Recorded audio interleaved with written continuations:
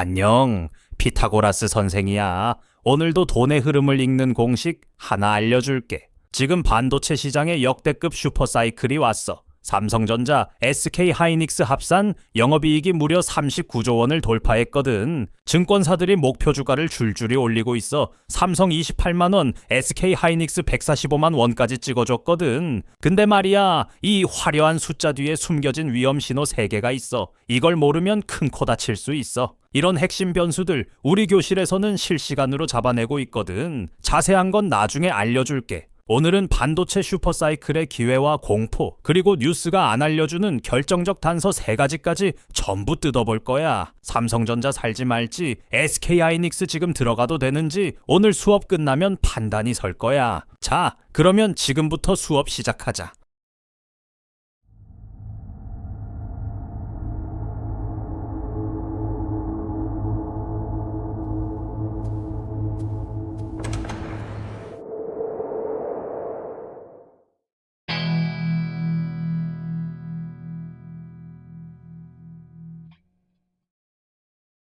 자, 먼저 큰 그림부터 잡자. 반도체 산업은 원래 사이클 산업이야. 호황과 불황이 반복되는 거지. 마치 바다에 밀물과 썰물이 있는 것처럼 반도체 가격도 오르고 내리고를 반복해. 근데 지금은 그냥 호황이 아니야. 슈퍼사이클이라고 불러. 보통 사이클은 2, 3년 주기로 왔다 갔다 해. 슈퍼사이클은 뭐가 다르냐? 파도로 치면 평소에는 잔잔한 파도가 오고 가는데 지금은 10m짜리 쓰나미가 밀려온 거야. 이번 슈퍼사이클의 원인은 딱 하나야. 바로 AI. 2023년에 챗 GPT가 세상에 나오면서 모든 게 바뀌었어. 그 전까지 반도체는 그냥 스마트폰이랑 컴퓨터에 들어가는 부품이었거든. 근데 AI가 등장하면서 반도체의 쓰임새가 완전히 달라진 거야. 챗 GPT 이후로 전 세계 기업들이 AI 서버를 미친 듯이 사들이고 있거든. AI 서버를 만들려면 뭐가 필요해? 바로 반도체야. 특히 고성능 메모리 반도체. 이게 없으면 AI가 돌아가질 않아. 비유를 하나 해볼게. AI 서버를 마차라고 생각해봐. 엔비디아 GPU가 마차 본체야. 근데 마차를 끄는 말이 없으면 어떻게 돼? 아무리 비싼 마차를 만들어도 못 움직이잖아. 그 말 역할을 하는 게 바로 메모리 반도체야. 그래서 지금 전 세계가 이 말을 구하려고 난리인 거지.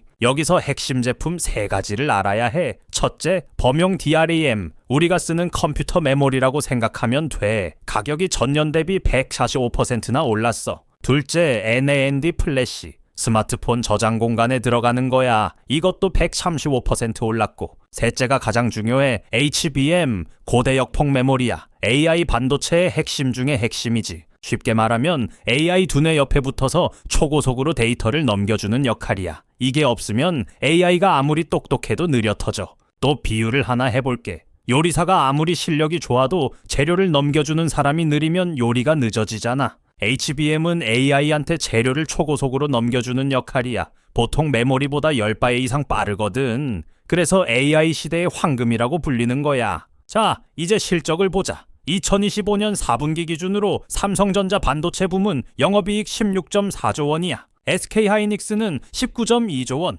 영업이익률이 무려 58%야. 100원어치 팔면 58원이 남는다는 소리야. 이게 얼마나 대단한 수치인지 감이 안 올 수도 있어. 보통 제조업 이익률이 5에서 10% 정도거든. 그런데 SK하이닉스가 58%라는 건 거의 6배 수준이야. 반도체를 만들면 만드는 족족 돈이 되는 거지. 양사 합산 39조 원이면 어느 정도인 줄 알아? 한국의 자동차, 조선, 석유화학 이익을 다 합쳐도 안 돼. 반도체 두 회사가 한국 산업 전체를 먹여 살리고 있는 거야. 현대차, 기아, 현대중공업 다 합쳐도 못 이겨. 그런데 진짜 무서운 건 2026년 전망이야. 삼성전자 매출 537조 원, 전년 대비 61% 증가. SK하이닉스 매출 230조 원, 전년 대비 무려 137% 증가 전망이야. 1년 만에 매출이 2배 넘게 뛰는 거지. 양사 합산 영업이익이 200조에서 370조 원까지 전망되고 있어. 이건 한국 경제 역사상 한 번도 없었던 숫자야. 이게 바로 증권사들이 목표 주가를 미친 듯이 올리는 이유야. 돈을 이렇게 벌고 있으니까. 삼성전자 목표 주가를 보면 맥쿼리 24만 원, 키움증권 25만 원, 모건스탠리 28만 원, SK하이닉스는 하나증권 112만 원, 키움 130만 원, 미래에셋 145만 원, 현재 가격 대비 45에서 60% 상승 여력이 있다는 거야. 근데 여기서 하나 짚고 넘어갈 게 있어. 증권사 목표 주가라는 게 무조건 도달하는 건 아니야. 과거 데이터를 보면 목표 주가에 실제로 도달하는 비율이 약 60% 정도거든. 10개 중 4개는 못 미치는 거야. 맹신하면 안 돼. 자, 여기서 한 가지 중요한 포인트가 있어. 삼성과 SK하이닉스의 양강 체제야. HBM 시장에서 SK하이닉스가 점유율 50%로 압도적이야. 엔비디아에 독점 공급하고 있거든. 반면에 삼성전자는 HBM에서 뒤처졌었어. 근데 지금 HBM4를 세계 최초로 양산하면서 맹추격 중이야. 여기에 용인에 120조 원짜리 반도체 클러스터까지 짓고 있어. 장기전에서 역전을 노리는 거지. 그리고 주주 환원도 강화하고 있어. 삼성전자가 9.8조 원 배당에 자사주 소각까지. SK하이닉스도 2.1조 원 배당과 소각을 발표했거든. 주주 입장에서는 환영할 일이지. 혹시 배당이 뭔지 잘 모르는 학생들을 위해 간단히 설명할게. 배당은 회사가 번 돈 중 일부를 주주한테 나눠주는 거야. 주식을 들고만 있어도 현금을 받는 거지. 자사주 소각은 회사가 자기 주식을 사서 없애버리는 건데 그러면 남은 주식의 가치가 올라가. 자, 여기까지가 기회 쪽 이야기야. 장밋빛 전망이 가득하지? 근데 말이야,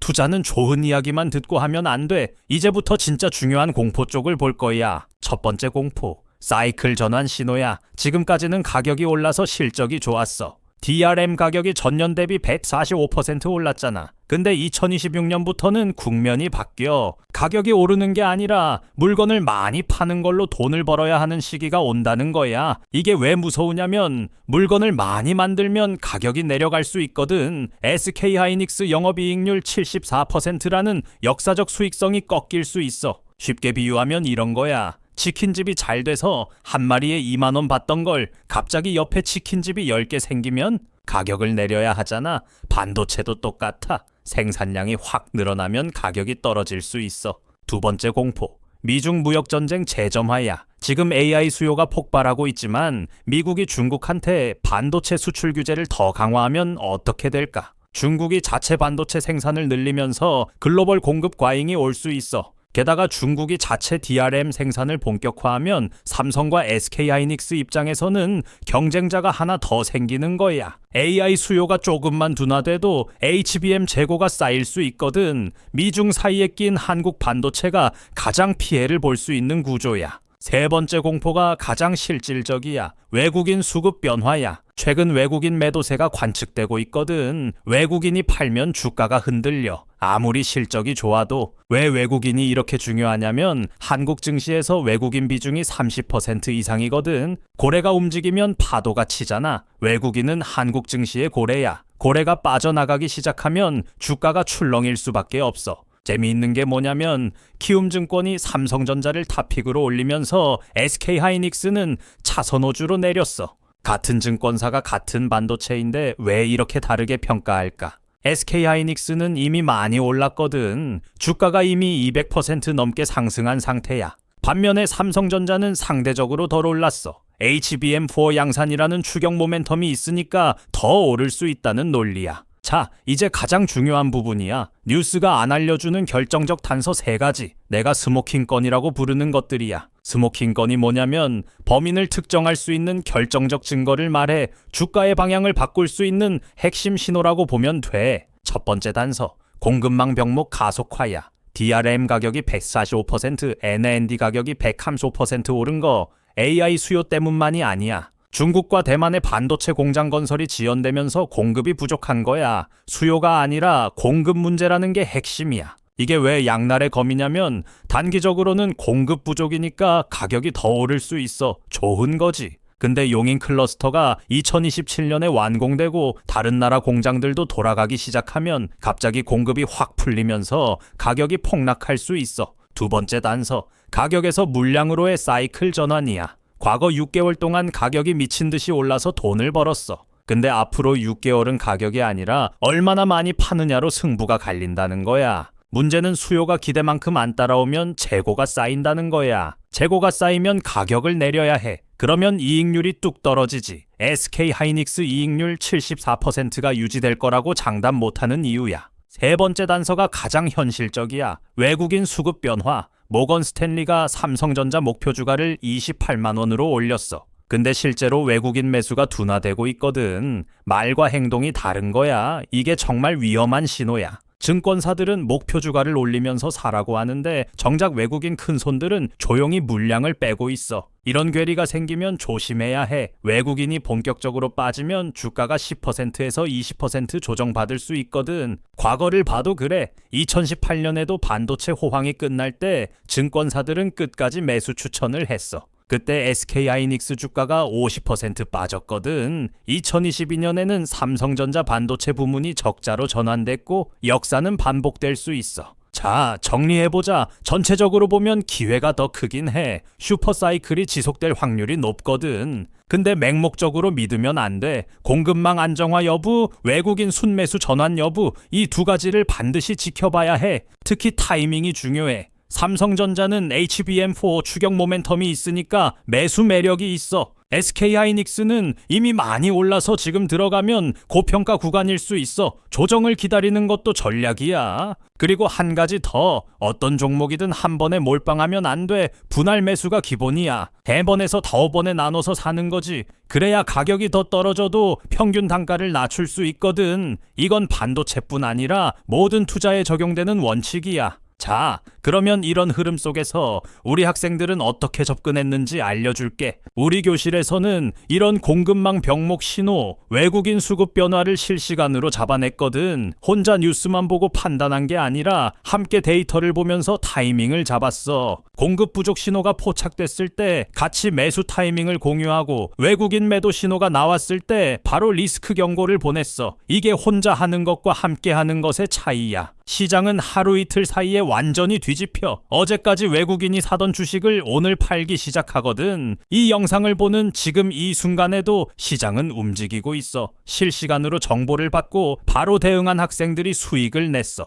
물론 수익만 강조하면 안 돼. 분산 투자, 리스크 관리가 기본이야. 한 종목에 몰빵하면 안 되고 반드시 여러 자산에 나눠서 투자해야 해. 이것도 교실에서 계속 강조하는 내용이야. 자, 다들한테 질문 하나 할게. 삼성전자랑 SK하이닉스 지금 둘 중에 어디가 더 매력적이라고 생각해? 댓글로 알려줘. 그리고 이런 실시간 분석, 공급망 신호, 외국인 수급 변화를 바로바로 받아보고 싶으면 우리 교실에 들어와. 지금 선착순으로 무료로 열어놨으니까 부담 없이 와. 들어오는 방법은 내 조수가 알려줄 거야. 잘 보고 들어와. 안녕하세요. 선생님 제자 김한나예요. 지금부터 교실 입장하는 방법을 차근차근 알려드릴게요. 자, 고정 댓글을 보시면 이 링크를 눌러주세요. 그 다음 입장하기 버튼을 눌러주세요. 그럼 교실 입장 전에 간단하게 선생님이 질문을 하실 거예요. 이렇게 밑에 입력창이 있으니 차근차근 대답해 주시면 돼요. 이제 마지막 질문까지 끝났다면 여기 체크 버튼 눌러주시고 제출을 누르시게 되면 신청이 완료됐네요. 간단하고 쉽죠? 교실이 정원이 정해져 있어서 신청하신 순서대로 입장을 도와드리는 연락을 순차적으로 드리고 있으니 연락 놓치지 마세요. 감사합니다.